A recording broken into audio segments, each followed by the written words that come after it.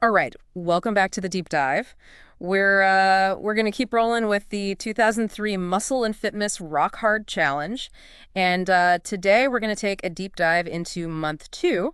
So this is going to be specifically for you looking at the training and the nutrition stuff that you're going to be doing in this second month. Yeah, it's all about kind of like upping the ante, right? So we've gone through that Bodybuilding the Rock Hard Challenge, month 2 training.pdf from April 2003, Muscle and Fitness, to find out what you need to do.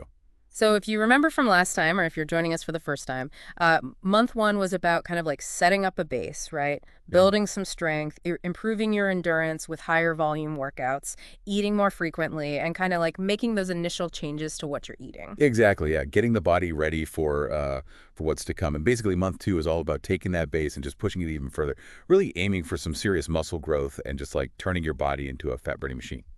So that's what we want to unpack today. How does month 2 actually make that happen? So looking at the month 2 workout plan, the first thing that stands out is a pretty big change in focus, right? Fewer sets and reps overall, so the volume is going down, but the intensity definitely goes up compared to month 1. And it's interesting is how much emphasis is put on like what you do after the workouts, the post-workout nutrition, the recovery. The source material actually mentions that after these more intense workouts, you got to replenish muscle glycogen, or your body might break down muscle tissue for fuel. Right. You don't want to be doing that. So this month also introduces this smart way of keeping your body progressing, this thing called progressive overload, which is structured week by week. And weeks 5 through 8 each have a unique training style, so your muscles are constantly challenged. Right. Yeah, you always want to be keeping your muscles guessing so they don't adapt and stop growing. So each week in month 2 is like throwing a different curveball at your body, right? Just to keep it adapting and getting stronger. So starting with week 5, we got drop sets. Now, maybe for people who haven't done these before, what exactly is a drop set and what's the main benefit?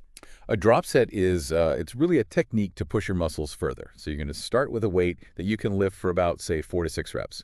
Once you hit failure, you immediately drop the weight, maybe like 20, 30%, and you just bang out another 4 to 6 reps.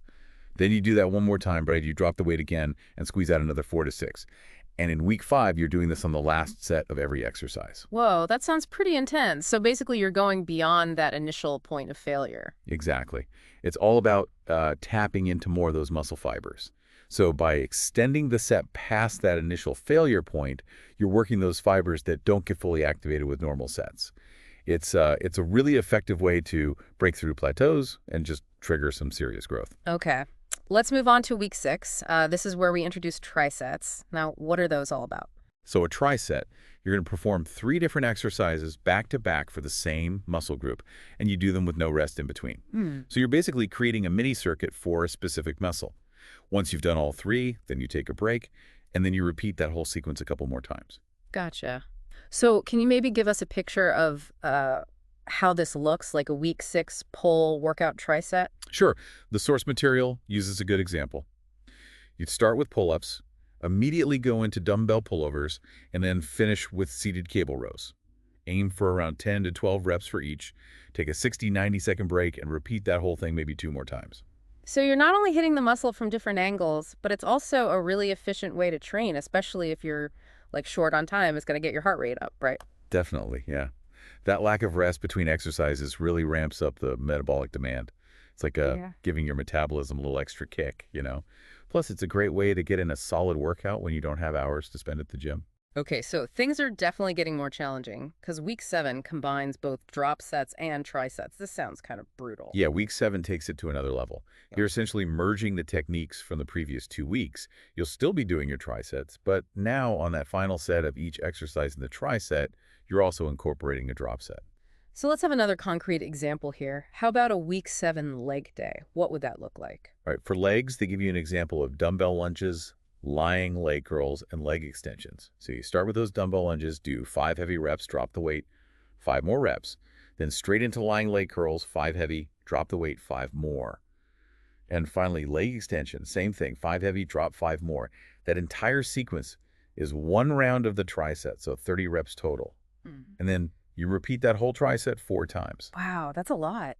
So the muscle fiber recruitment and the overall intensity must be insane. Yeah, it's really about pushing those muscles to their absolute max. They're working harder, longer, and that maximizes the signal for growth. And then we get to week 8. It's called Giant Set Triple Play. This sounds like the grand finale of the month. It is. It's a full body challenge, really tests your limits. So basically, you're going to take one tricep from each of the leg, pull, and push workouts you've been doing, and you're combining them into one giant set. Okay, so let's break down those 9 exercises so people can picture what we're talking about. So you have your dumbbell lunges, leg extensions, lying leg curls. That's your leg tricep. Then right away you go into pull-ups, dumbbell pullovers, and seated cable rows. There's your pull tricep. And then you finish it off with dips, incline dumbbell flies, and dumbbell lateral raises for your push tricep. So with all of that, what are the reps and rest periods looking like? You're aiming for 8 to 12 reps for each of those 9 exercises. And the key here is minimal to no rest between exercises. Once you finish all 9, you take a break for maybe 2 to 3 minutes, and then you repeat that giant set twice more for a total of 3 rounds. Wow, so that's a ton of work in a pretty short time. The calorie burn must be huge. Definitely, yeah. It's designed to keep your heart rate up the whole time, really maximizing calorie expenditure and pushing your cardio too. And they even offer a modification if you're working out at a crowded gym, where you might have to wait for equipment. In that case, you would just do each tricep individually for 3 straight sets with a minute rest between sets before going to the next one. So you're still getting a good workout in. Oh yeah, you're still working hard. So it's not just the weight training that's progressing in month 2. What changes are there for the cardio? So just like the resistance training, your cardio volume goes up across the board. Continuous cardio, which they call cardio A, goes from like 20, 25 minutes up to 25, 30 minutes per session. Interval training 1, which is cardio B, now involves 8 one-minute sprints with 2-minute jogging intervals in between, so that's 24 minutes of sprinting. And interval training 2, which they call cardio C, increases to 14 30-second sprints with 1-minute jogs in between, totaling 21 minutes of those hard bursts. So it sounds like, just like with the weights, we're gradually increasing the demand on the heart and lungs. Yeah, exactly. It's all about forcing your body to adapt, not just in terms of muscle, but your cardio health and just maximizing fat loss. All right, let's shift to nutrition for month 2. The main goal here seems to be getting a lot tighter control over the calories so you can really start to see that fat loss while holding on to the muscle you're building. Yeah, that's the foundation. After establishing those better eating habits in month 1, month 2 is all about a consistent calorie deficit, meaning you're burning more than you're eating. So how do they suggest figuring out those calorie targets? Well, the first thing is to track everything you eat and drink again for 3 days. If you kept a food journal from week 3 of month 1, you can actually reuse that if it's still accurate. But once you have those 3 days, you calculate your average daily intake. And then for month 2, they recommend reducing that average by about 200 to 300 calories a day. That creates a deficit that's big enough to encourage fat loss, but it's not so drastic that it backfires. Okay, so what if you're not seeing the weight loss you're hoping for after making that adjustment? They say to try cutting another 100 calories if your weight isn't budging after the first week, so that brings your total deficit to around 400. But they also warn against making huge sudden cuts because that can backfire and lead to your body breaking down muscle for energy, which also slows down your metabolism. And that's not what you want. No, that's not what you want. All right, let's talk about carbs. They mentioned curbing carbs. What does that actually look like in your daily meals? Okay, so they kind of divide carbs into 2 categories, grains and then fruits and vegetables. Now, the typical recommendation for starchy carbs, the grains, is 5 to 8 servings a day. Women usually aim for the lower end of that range, men the higher. Yeah. But it's super important to know what they consider 1 serving. Right.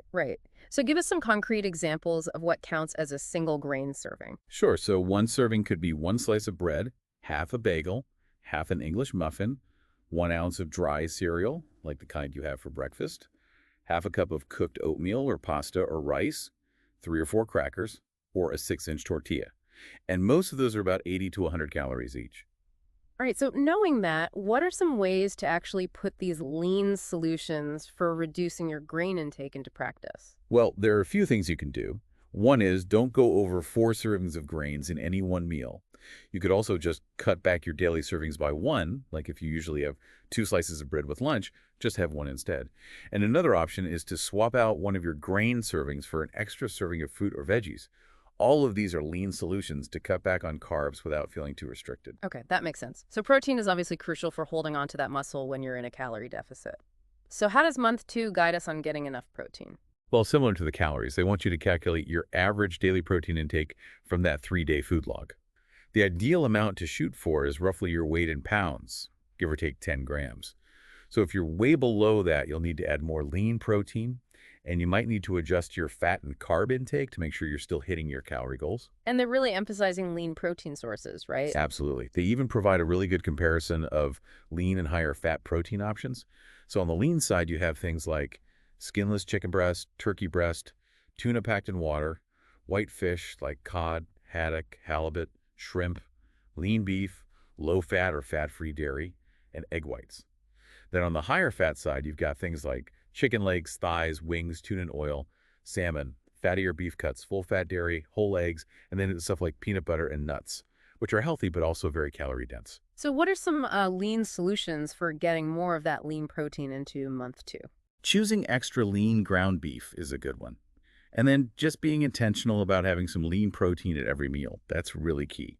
Protein helps you feel fuller for longer, which can make a huge difference in controlling your overall calories and preventing those hunger pangs that can lead to overeating. All right, so what about those cravings for, the sugary, fatty, salty stuff? How does month 2 deal with those? They know everyone gets those, so they give some helpful lean solutions for managing them. These include things like choosing individual-sized portions of treats when you do indulge, trying to remove yourself from situations where there's a lot of tempting food like parties or buffets, and if a craving really hits, just buy the smallest size of whatever it is you're wanting.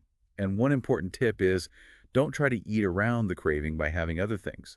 Instead, allow yourself a small, controlled portion of the actual thing you're craving. Okay, yeah, that makes sense. They also say to watch out for those sneaky extra calories that can add up, like, donuts at the office or snacks at meetings. And they even suggest things like using Splenda to sweeten your drinks, maybe having coffee or cappuccino instead of dessert, but of course watch the sugar and cream in those. And when eating out, be strategic about where you go and what you order. And they generally advise against those all-you-can-eat buffets. Yeah, those are good tips.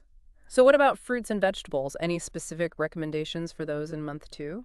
Yeah, the main thing with fruit is watching your portion sizes because of the natural sugars. But with most veggies, they say you can pretty much eat them freely, except for potatoes and avocados, which should be eaten more in moderation. They also provide a list of serving sizes for different fruits and veggies, and they specifically say to measure things like fruit juice and dried fruit because their calorie density can be higher than you think. So the source also provides a 5-day meal plan. How does that fit into the overall nutrition strategy for month 2? It's a good example of how to put everything into practice, like a real-world application. And one thing to note, the calorie options they give you in the month 2 meal plan are actually lower than month 1. So you have 1,600, 1,800, and 2,100 calorie options. And that reflects the focus on creating that calorie deficit. Okay, so to wrap up, month 2 of the Rock Hard Challenge also has some weekly challenges. Are there any specific nutrition goals attached to those mix? Interestingly, weeks 5, 6, and 7, they don't really give you anything beyond just sticking to the general month 2 principles. But week 8 does have one specific instruction. On Monday, Wednesday, and Friday of that week, you're supposed to eat a post-workout meal 30 to 60 minutes after you finish training. And that meal needs to have at least 2 servings of grains and 1 serving of protein. So again, really emphasizing that post-workout nutrition. Exactly. It's about making sure your body has the fuel to repair and rebuild those muscles. So just to quickly recap the big changes in month 2, we're looking at a pretty significant increase in workout intensity with those drop sets, trisets, and then that full body giant set in week 8. And of course, that goes hand in hand with a tighter focus on calories, being smarter about our carbs, and making sure we're getting plenty of lean protein. Exactly. All those changes are designed to push you past those initial adaptations you made in month 1 to really accelerate your progress toward your goals. So as you're listening to all this, I want you to think about which of these strategies might have the biggest impact on your own fitness journey. Are you ready to embrace the intensity of drop sets and trisets? Are there areas of your diet where you can tighten things up, like maybe your carb intake or those sneaky extra calories? And looking ahead, we'll be doing another deep dive on month 3, and we can tell you that things continue to escalate as you get closer to the end. The training intensity is likely to go up even more, and the nutrition guidelines might become even stricter. So stay tuned for that. So just remember, understanding and consistently applying these principles from month 2 is really the key to unlocking that next level of progress. You've built a solid foundation. Now it's time to really elevate your efforts. That's right. You've got this. All right, that's it for the deep dive. Catch you next time. See you then.